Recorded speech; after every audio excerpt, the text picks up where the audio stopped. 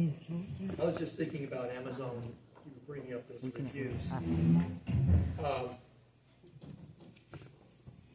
How many here, this is not my subject. In fact, I've got kind of an open range subject. But how many here do sponsored ads on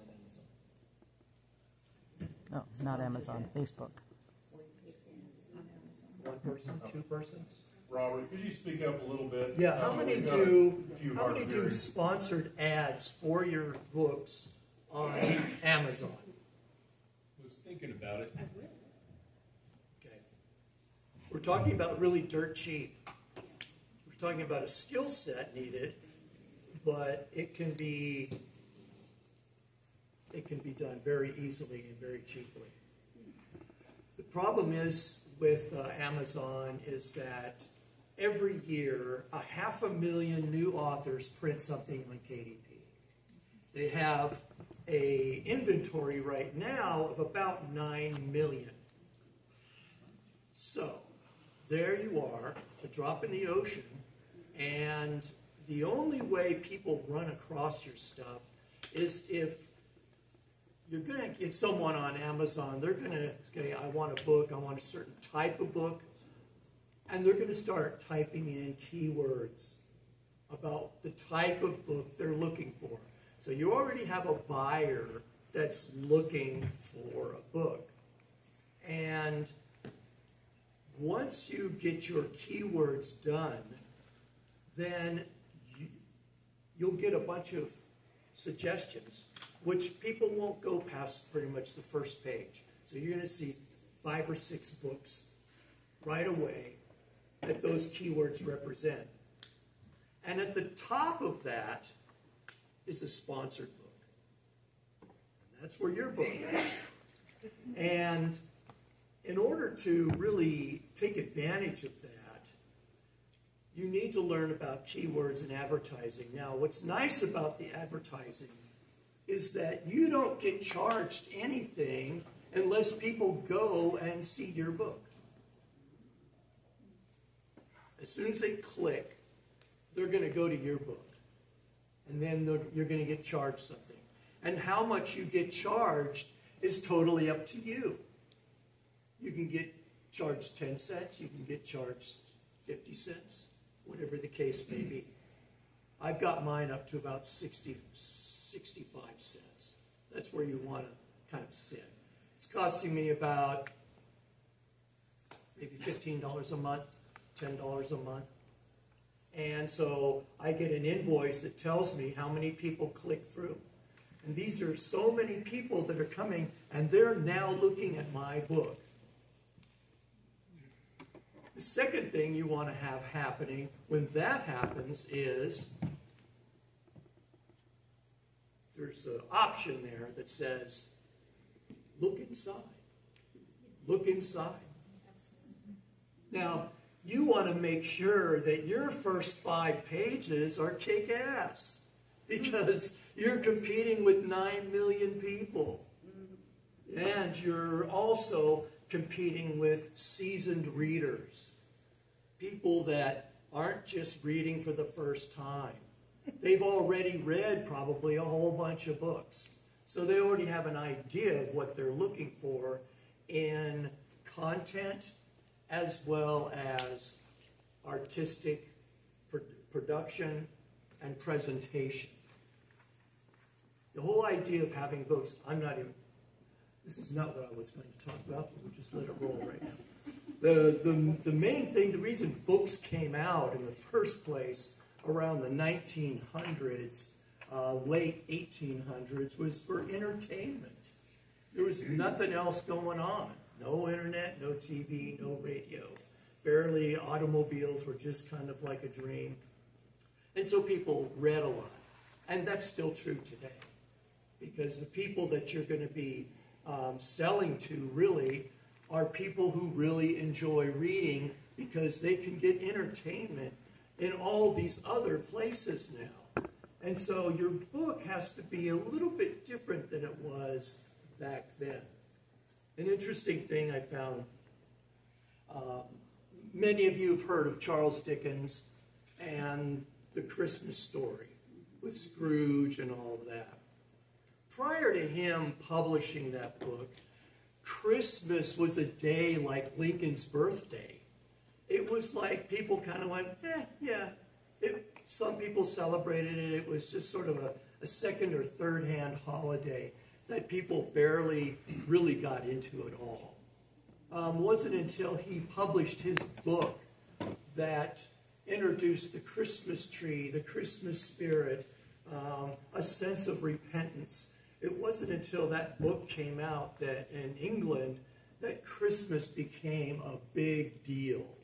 And everybody felt charitable, and everybody started marking that day as an important day. That is what a book can do. Just a single book. So I encourage you that the story you tell is the story you have to sell. And so when people see that first 5 pages, you want to transport them immediately, because they're going to get through maybe 5 pages, depending on how big your book is. If your book's 900 pages, they're going to be able to read maybe 20. If your book's only 20 pages, they're going to read about a page. So that's how Amazon decides they're going to scale that. The more pages you have, the more pages people get to read. So let's just talk a little bit about introducing your book. A Steinbeck quote: "The profession of book writing makes horse racing seem like a solid, stable business." So here's a bunch of quotes from a bunch of different books, and I'll tell you how they all relate. "Call Me Ishmael," Herman Melville's Moby Dick. "It was the best of times, it was the worst of times," Charles Dickens' Tale of Two Cities. "It was a bright, cold day in April, and the clocks were striking 13, George Orwell's 1984. "In my younger years, my father gave me some advice that I've been turning over in my mind ever since. F. Scott Fitzgerald's The Great Gatsby. All happy families are alike. Each unhappy family is unhappy in its own way. Leo Tolstoy's Anna Karenina. The beginning is the time for taking the most delicate care that the balances are correct. Frank Herbert's Dune. The thing that's all the same about these quotes is these are the first lines of the book. The very first thing you read transports you into your imagination. That's what we're looking for. We're looking for a vehicle in which you can grab the person. It's like a James Bond movie. When the screen first comes up, in about 10 seconds you have immediate action. And that action goes and goes and goes for about 10, 15 minutes until it crescendos. There's just so much going on. And then there's a pause and the movie starts. You get the 007 logo coming up, the music, there's the theme song. Now the picture's actually going to start to begin. But you've already been transported knee-deep into the film before you even start the story. So what we're really looking for is a vehicle that we can use to transport people. You want to stand out in a flock. You want to be the sheep that people focus on in a whole flock. So when we're looking at this Look Inside book, we're looking for a couple of things. We're looking for a book that narrows down the reader's choice of how they're going to receive it.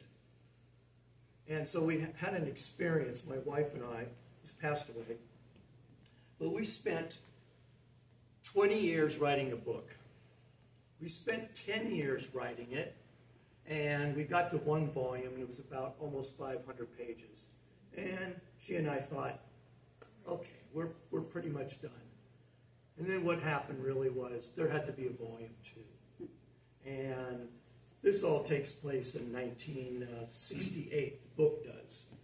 And it was based on a lot of my experiences, but it was her story. So I was able to contribute as far as what was happening back in 1968, since I'm the one that lived in California, San Francisco, California at the time during 1968. So that was my contribution. And so as we were writing, we took what we had to an agent, and the agent looked over our material, and after reading everything, he said, okay, that's really good. I really enjoyed it. What else do you got? And so basically how it went was, yeah, I'm reading a pretty good story. Yeah, everything's kind of okay. It looks like you can write. Looks like you can do something. But what do you got? And at that point, we realized, well, what are you talking about? And he goes, I want something to read.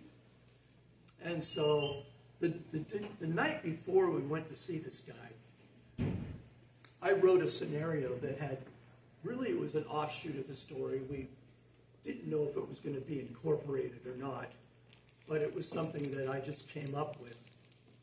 And so I'm going to read that little thing to you. Okay. Detective Ed McMillan sauntered into his office, followed by Winston, his English bulldog.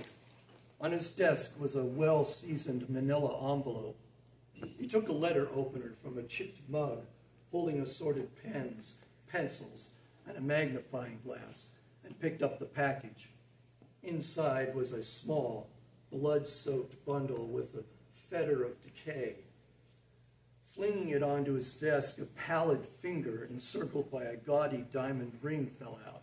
My God, he gasped, drawing a shaking hand across his mouth. They cut off his finger. He poured a drink from a bottle of bourbon stashed in his desk into a paper cup, then sat down and picked up the phone. After dialing, he leaned back into his chair. The phone rang several times before a male voice answered. Lorenzo Pilati. It's Ed McMillan. So you got the ring? Yeah, you could say that. Ed stared at the severed digit on his desk. But I got his finger to deal with also. Oh? Yeah, it rolled onto my desk and scared the bejesus out of me. Looks like an uncooked Wurst sausage. For God's sakes, it's his bloody finger, Pilati. No pun intended. Lorenzo laughed. The ring was for you. The finger, was for Donna. A little bit of payback. I know what to do with the jewelry inside, but what about the finger? Get rid of it. Ed wrinkled his nose. Wonderful. Talk to you later. He hung up the phone and glanced at the finger, then Winston, then a nearby trash can. Whisking a tissue from the box, he picked up the severed digit. Looking at Winston again, he tossed it towards the dog. A muffled flap of the dog's flaccid muzzle, a single crunch, and the finger was gone. So, the agent says, after he read this small excerpt, the agent said something very perplexing and unexpected. Finally, you gave me something to read. And so, really, that's what we're looking for when you are starting a new project, or if you can, even go back to your old project. Look through it and look at your first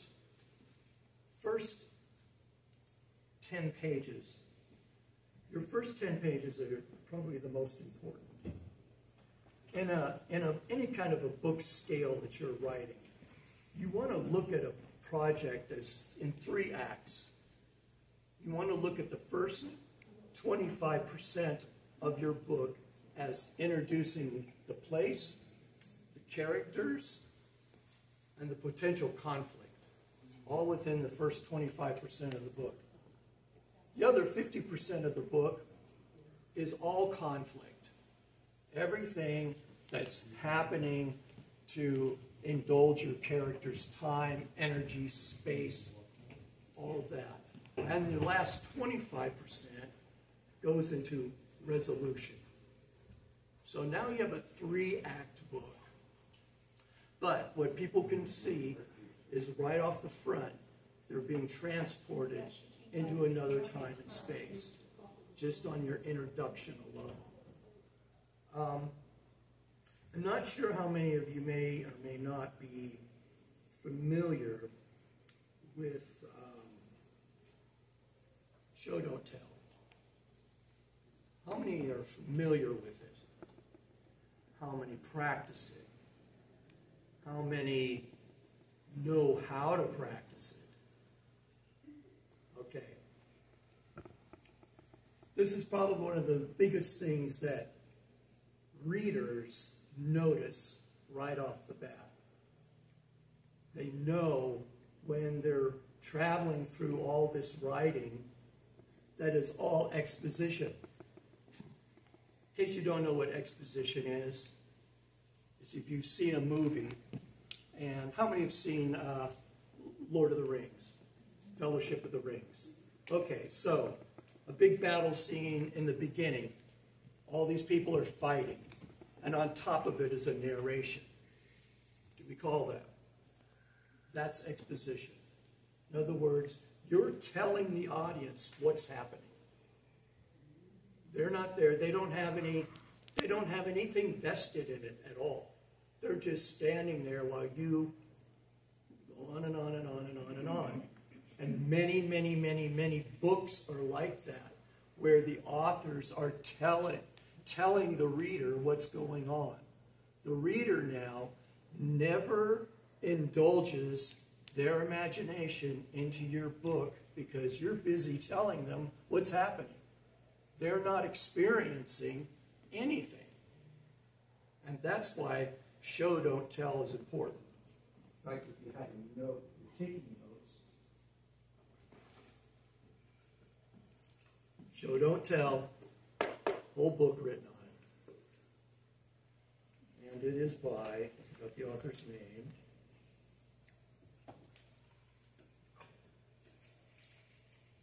William Noble. And this tells you a lot more than just show and tell. It basically tells you how to structure a piece. To tell you what to do, I mean, you're still in charge of what you're writing, but it shows you how to structure a piece so that the person can dive into your book and get lost and forget about everything else that's part of their life. That's the whole point. The other thing, the other book to look at and read, and you're going to be surprised, the Screenwriter's Workbook. This is for movie scripts by Sid Field. Why would you want to know about this? Because movies and television and all that, they have a structure that is, it grabs the people. If you're watching a TV show and it doesn't grab you right away, or a movie, you're not going to want to watch the rest of it. Okay. The reason you want to read this book, it'll show you how to write dialogue. That's all the script is, dialogue. This is how to write it. That's why this book's important. Or any book very much like it. Dialogue gets you out of the show, don't tell thing. The more dialogue you have, the less you're going to be creeping into telling the audience what's going on. Unless you actually have two characters and one character's telling the other person what's going on. Which you could do like within detective novels where they're sharing stories or whatever, to the police or whatever. But Many people need to know about setting a scene and setting that dialogue. And that's why you wouldn't think that most people would read a book on screenwriting, but this book here, we just published last week, was a 120-page movie script. And I decided that I wanted to make it into a novella. And so now I'm in the process of I lived in Hollywood for like 6 years. So I'm now getting contacts to try to make this book into a film. But that's how I got involved with the aspects of scene writing and dialogue, was through that book. And I think that's one of the most important things beyond show, don't tell. So I'm going to give you another example here.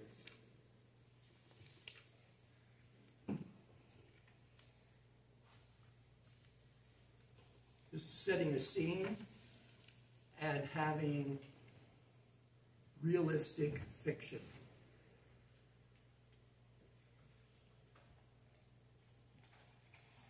Joseph's eyes shoot open and the room is still.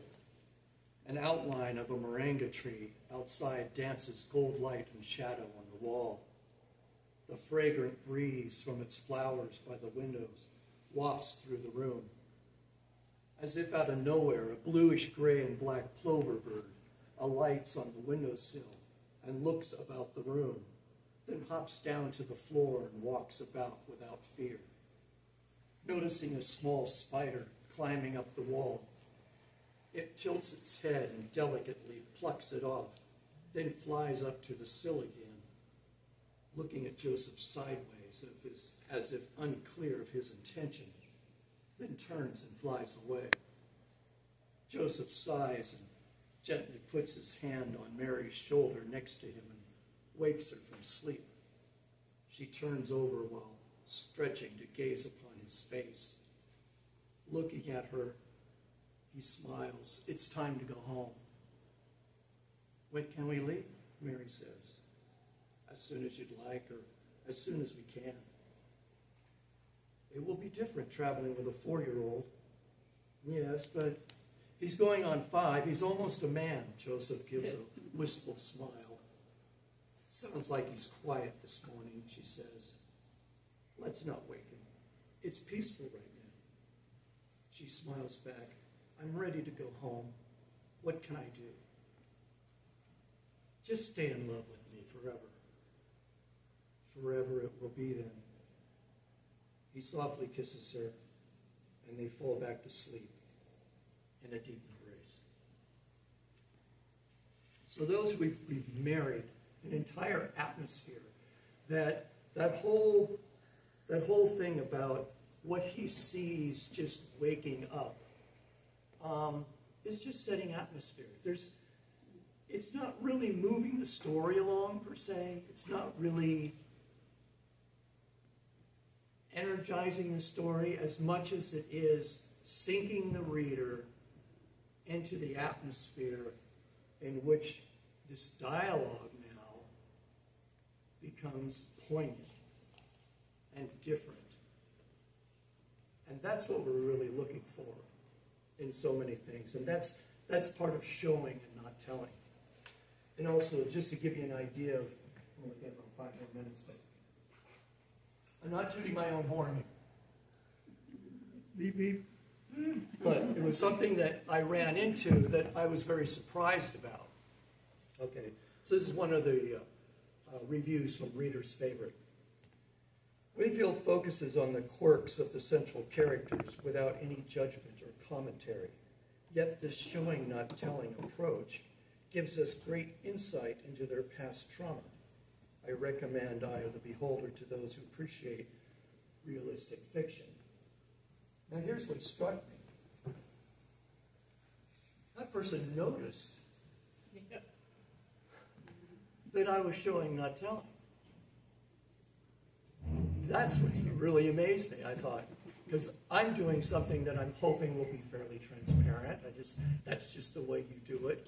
And this individual, who's a reviewer, basically said, yeah, this is that. This is really what we want to see. And he could tell the difference between something that was like that and something that wasn't. So that's the only reason I brought that up is to show that people do notice.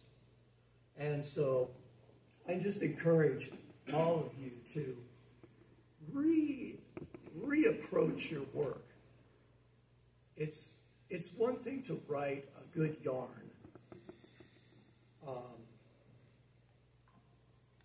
Here's another example. I haven't read this book, but I read parts of the beginning of this book. And it was made into a movie, 50 Shades of Grey. Now, 50 Shades of Grey is your basic romance novel. Those romance novels have been out there churning out, I don't know for how long. I mean, so like, there must be millions of them. Why was that book made into a movie? Most of the reason is because the dialogue, the inner dialogue, in the first 10 pages, or less actually, these are almost, the opening pages, were fairly stellar. Not your average romance kind of trope. And so that created a lot of attention. And that's what made it a big seller, is it immediately grabbed the people and brought them right into the story because the dialogue was good. It was internal dialogue, and the way the person had set that dialogue up, it was intriguing and worth a read to millions of people. So that's something to look back at your work on and look at your work differently, because you can write, but there is an art in literature. It is an art form. It's not a task. It's not a thing. It is special. It is very intellectual, and it is something that you can run the gambit on. Your imagination is the limit. Allow your imagination to sit, ponder, and show and tell your story the way that a reader would want to hear it. Use prose. Use action. Think about what's gonna ring an emotion out of this piece, as opposed to just telling a story. Try to transcend storytelling into an art form that indulges the reader with their time. Remember, they're spending money and they're dedicating time to raise their eyes and look at your writing. You want your books to be more interesting than the reader. Everybody, the reason they're reading is to escape. Give that to them. You all have the skill sets. You've probably seen and read enough by now that you have the skill sets to do that. Slow down. Take your time. And reimagine maybe some of your own stories. When my wife was writing her book,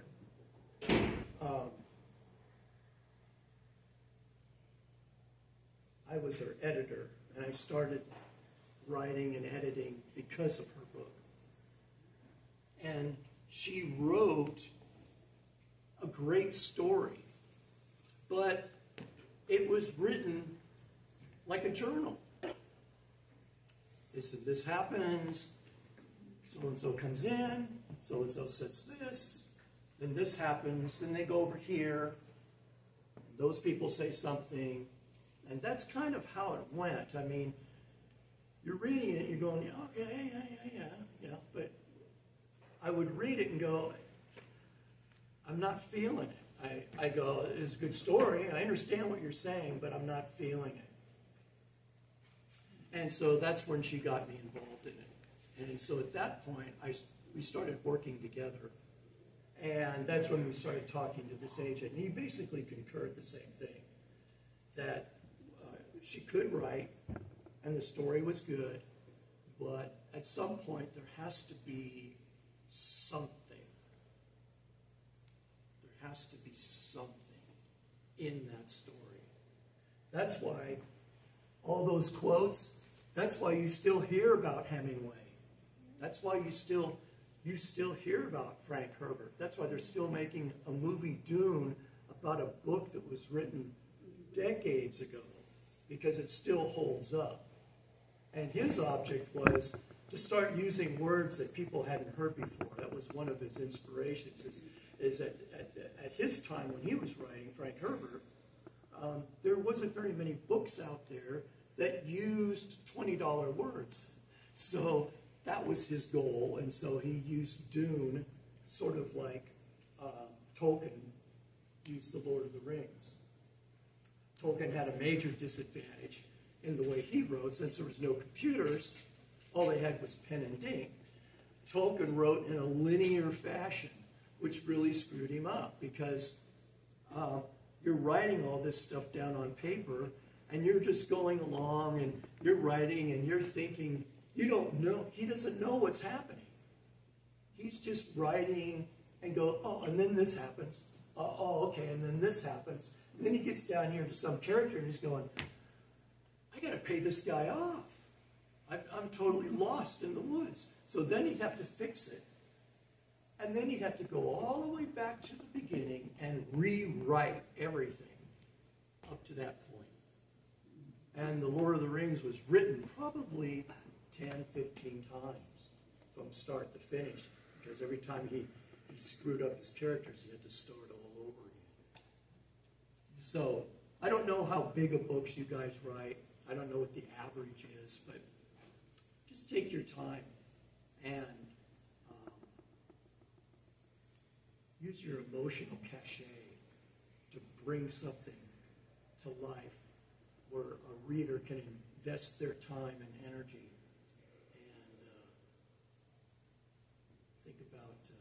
Advertising your books as well.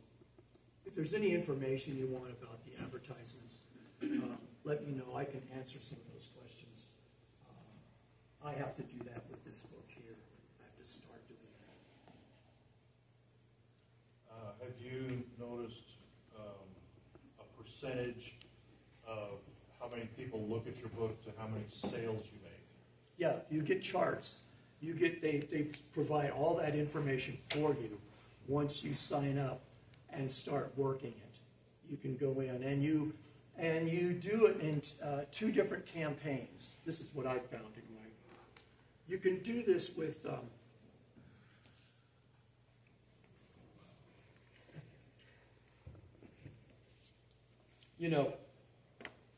may go on a little rabbit trail here, but I will answer your question. People say the most important thing about your book when you're selling it is the book cover. Then they'll say the most important thing about your book is your description. Okay. Both of those are wrong, because no one's seen your book. There is no book cover, there is no description, no one's been there.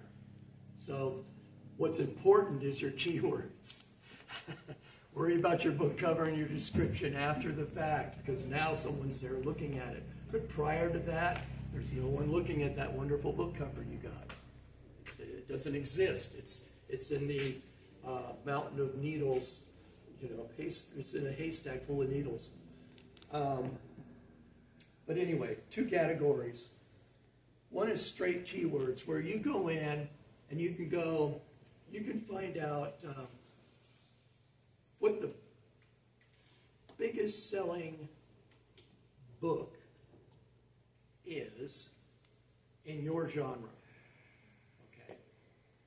And you can actually find out what keywords they're using. Use their keywords, because they're already being directed. Okay, so when someone types in Civil War history or historical fiction, space oddity or whatever, you can put those keywords in. Now, when you first publish your book on KDP, there'll be a place that says keywords, and these bars are really long, and there's like 7 of them. And it says, enter your keywords here. And you can put more than one keyword in those bars. You can put multiple keywords, no commas. Do not put commas. Space. Comma will negate, and Amazon will go, I don't know what that is. And so never put commas in with your keywords, just space, space, space. And that'll take care of some of the keyword stuff. But when you're advertising, you get to actually play with the search engine and see which keywords are coming up the highest and what your competition is, and then decide which keywords you're going to put in your ads. The other campaign you can run is an ASIN campaign. All of Amazon books are run on ASIN numbers, not ISBNs. Okay? So you can go, that's like in this case, this is like a psycho thriller, okay, with a little bit of comedy in it.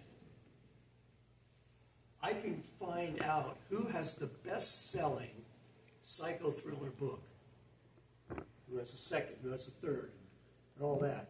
Now I can put their books, I can take their books and put them in my search results. So anytime, and then it'll actually tell you, yeah, this person gets 700 hits a day, 100 hits a day, whatever. I can put those authors in my campaign, and when anybody's looking for that book, my sponsored ad comes up on top.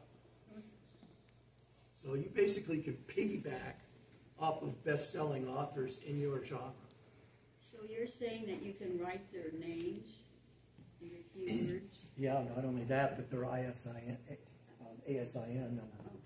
and you can say things about them or about their books? No, just put their name, so that when anybody gets to that author, because they may be doing a search engine, saying psychological thriller, and then that best-selling author comes up to the top.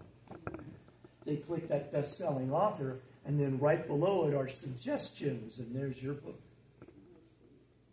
How much does that cost? Depends on how many clicks.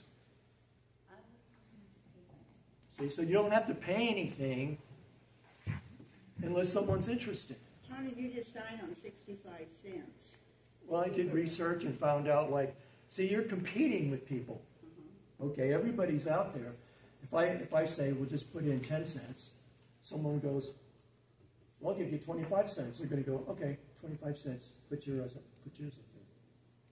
Oh, so the more money you pay, the more chance you get your ad. We're still talking like cents.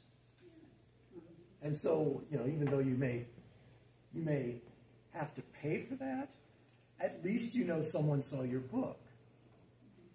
Then you can go, maybe I should change my cover.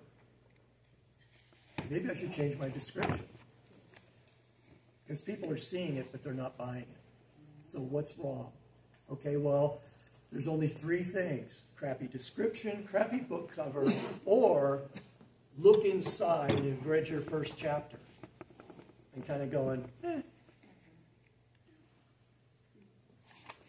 But at least you have the opportunity now to self-critique and find out where you want to move your trending towards.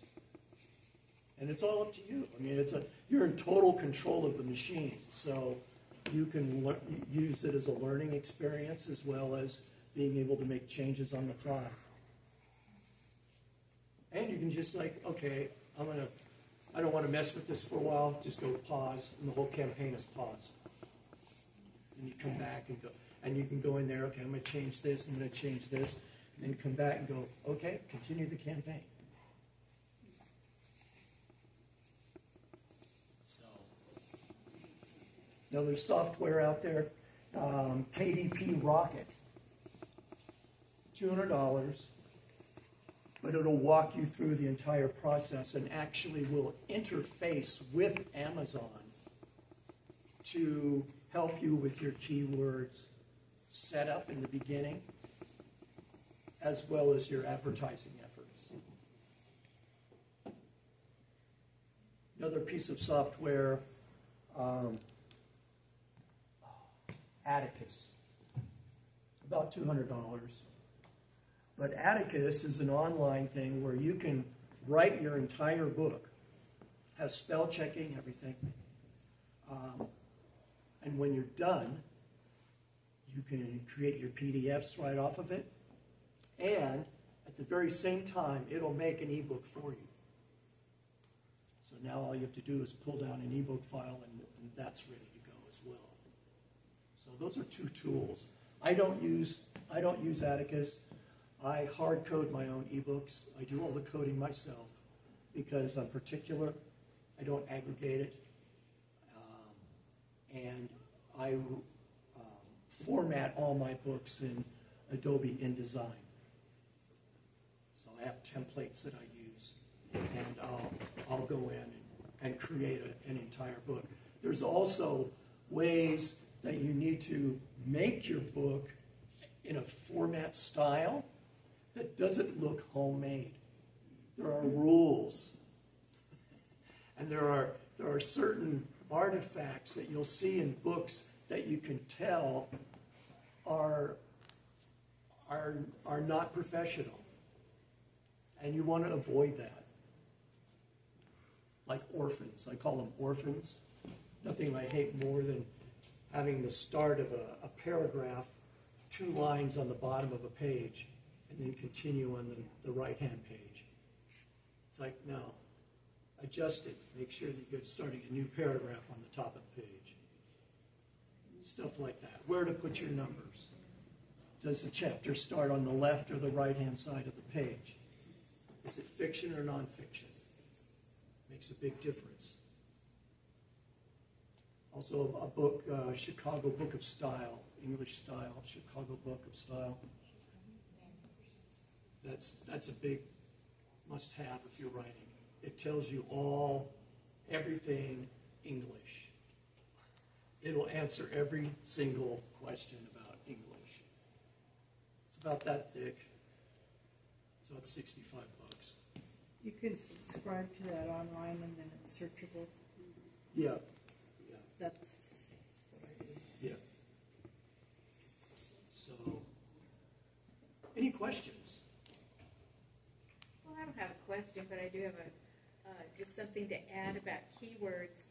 I got this from my daughter who just recently got a master's degree in marketing. Mm-hmm.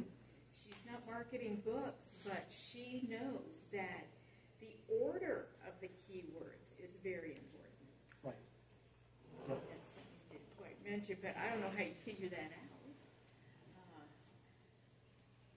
Maybe she does, but I don't know. But Well, she it's just said like the order's anything, important. you start playing with it and you Yeah. start seeing the results. Yeah. I mean, it all comes, the skill comes with its use. Plus, if you use something like KDP Rocket, it tells you online, there's online videos by its creator on how to use it and what to look for. Do you ever change your keywords once you get them? Yes. I do quite often. But I have to know, why I'm doing that. But I'm not saying you don't, I'm just saying that's what motivates me.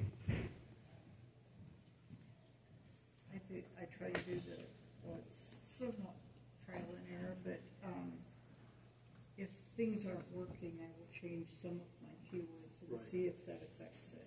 See, one way you can do this also is you can actually go onto the Amazon site, go into the search engine bar, and type out what you think is a description of your book. And then it'll start coming up with suggestions. That suggestion is the keyword rank for your search. So it's telling you.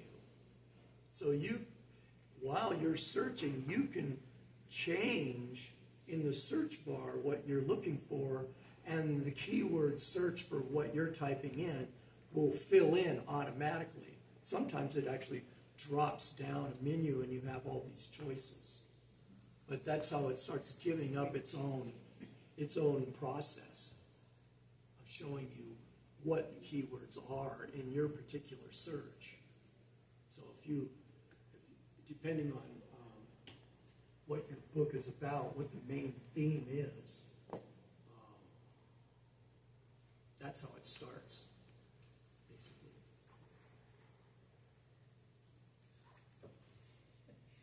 Well, lately now when I do a search for just about anything, the first thing I'm getting is AI first. Have you done an AI search for keywords? Do you have any opinions on AI Yeah, to share? I got some opinions. Yeah, I don't know. Do not use it for fiction. Never. It's dumb. It actually doesn't know what it's writing, so it can't keep track of what it wrote. And so it can't actually, it's just dishing stuff out. It's like, and it's information, but it doesn't know, it doesn't actually reread itself to see what it's telling you. Nonfiction, it's really good. Because nonfiction is always nonfiction. It doesn't really, there's not too many variables except for, okay, I have to correct myself. Not like, if it has to do with history, don't use it for that. A lot of people are starting to use it and think they're very clever, but it's just putting too much crap out there in the book market. The book market's flooded enough, and now if you publish something in KDB, you have to tell them whether it's AI assisted or AI. You have to tell them. Because you could run into copyright issues if you're not careful.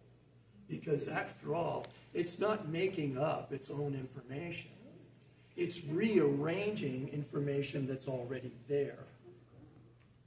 And so you can potentially have issues with that.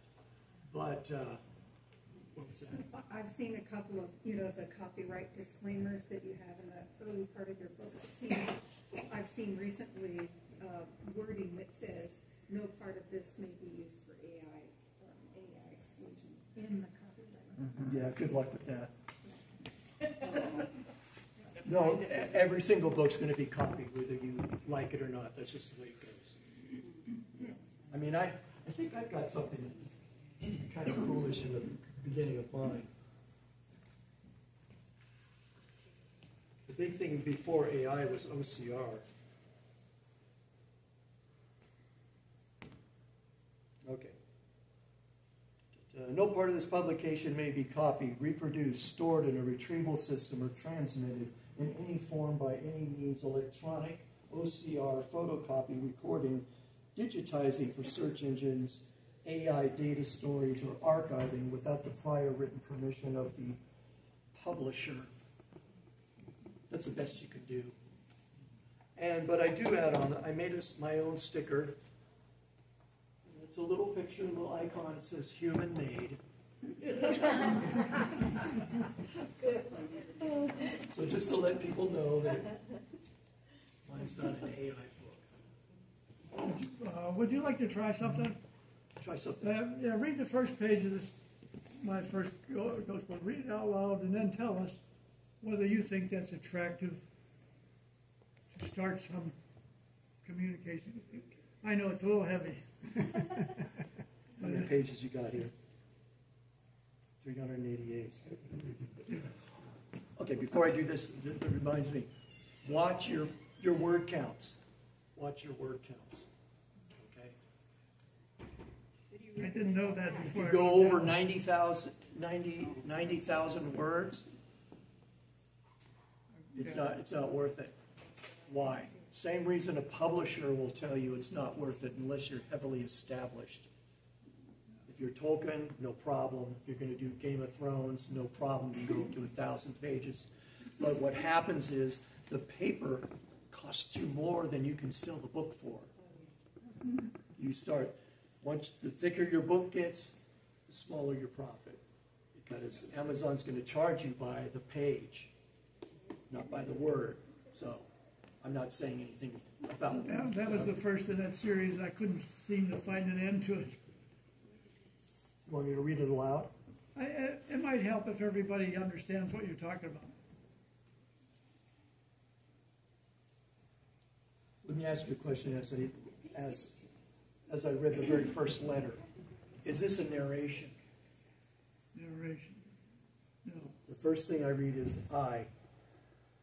So, are you setting it up to be? It's a mix. Okay. I often felt odd as I went through life with the unexplained things that kept happening to me. I would get the feeling I had been someplace before, but I couldn't put my finger on it. I would do some strange things that didn't seem to have a meaning, and I couldn't answer the many questions I was asked over the years. Then there were the glimpses of no seams that seemed to haunt me regularly. Okay. You want me to critique it right now? Well, that'd be the point. Okay. There's too many eyes. You can't. It's what? Too many eyes. Yeah. I. Yeah. You only have to say I at the beginning until you've gone someplace else, until someone enters the room. Yeah. We know it's you. Right. Okay. You don't have to keep telling. I. This is telling, not showing. So you don't have to keep telling the person it's I. They know that because Nobody else. we haven't left you. Nobody You're else still is there talking. yet. So there you go. That was. I know this. And that's a off, common thing. It's nothing wrong with it per se. But the point of the conversation seemed like it would be of interest. Yes, I like the pretense of it. I like it. So if I was to go and read, If you were to just change that, it would be great. Yeah. So you take something that's ordinary and change it into something that's extraordinary. But that's a common kind of thing, is going through your dialogues or going through your exposition and seeing if you're repeating words over and over again that are basically useless because you haven't done anything yet. And that's a pet peeve of mine. It's trying to make sure that as I visually go through a word, I'm not even really reading it. I'm visually just going through it, and I can see dual words. I can see where you've probably heard about a lot about that stuff in your others writers group, where they're very into that, where you could just visually actually see these words. And that, as soon as I opened your words, all the eyes jumped out at me. Yeah. Before I even read it, I could see them all because it's in black and white. It's a photograph, and you can see this repeated pattern. Well, thank you. So that's just something to watch on that. I'll give you one more example of show, don't tell, and then we'll call it. Okay. This is actually from the book. 2 ways of writing this. Following is about a character who's sad or grieving, written in the form of a typical observation. Here's an example of showing that kind of sadness and grief. Thomas hangs up the phone after hearing the news of his son dying in the hospital. He looks out the window as the taxi cab goes down the street and holds back his tears. Then he takes out a picture of his son. Looking at the photo, he starts to weep. Now, that sounds pretty acceptable. It's in present tense. Excuse me? Yeah, it's in present tense. Yeah. Why did you write it in present tense? Because we're following this action. I'm not reading what happened before that or after that. Okay. Okay. This is just an excerpt. So I would rewrite this. The rewrite would sound like this. Thomas hangs up the phone after hearing the news of his son dying in the hospital.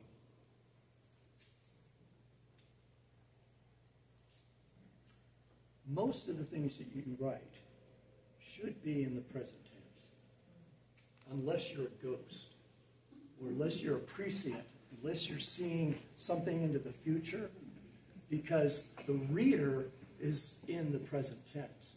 The reader's not trying to anticipate something that's going to happen or happened in the past.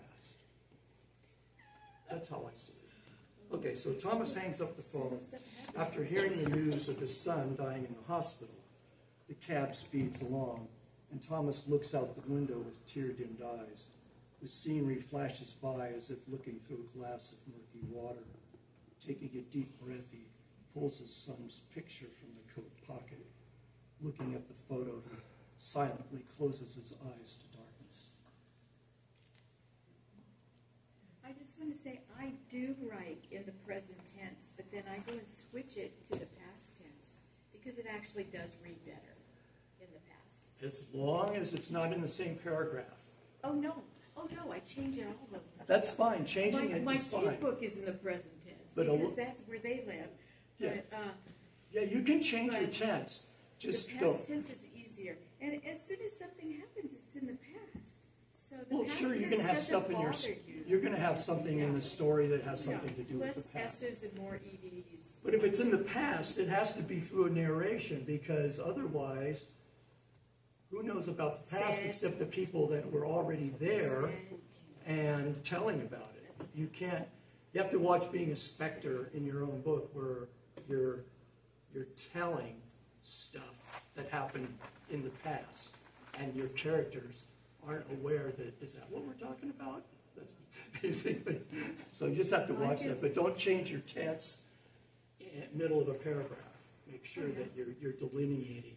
You can jump back and forth, but make sure you stay within that structure. I'm a little confused at what you're saying, so I want to clarify. Are you saying that you should always pretty much write your verb tenses as being happening right now? That's how I do it, Well, yes. a lot of people write that way, but a lot of other people use the past tense, and I think they're both valid. That's Once my you opinion. use past tense, you're telling. No, not always, no. That's my opinion. Okay. Because who's telling it? Someone has to I be write telling. in first person when I write this series that I'm working on most of the time. Well, And if it's the person that's talking, if it's a character, it's not the same as setting the scene. Well, yeah, I know, that's And I'm just talking there's a about setting. difference. I'm just talking about setting the scene. Well, yeah, setting the scene, if you're writing in first person, it's always through that person's eyes.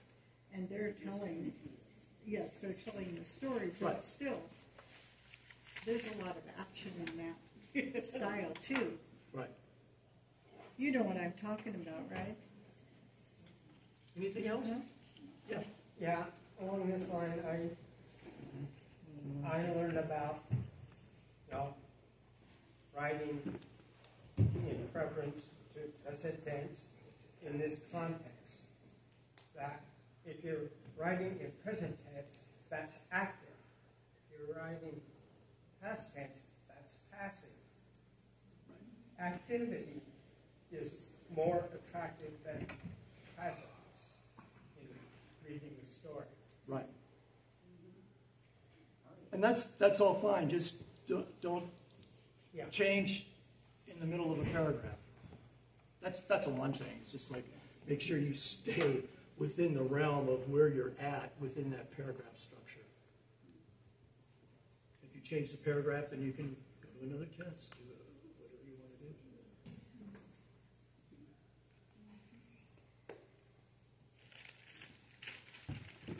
Thank you, Robert. All right.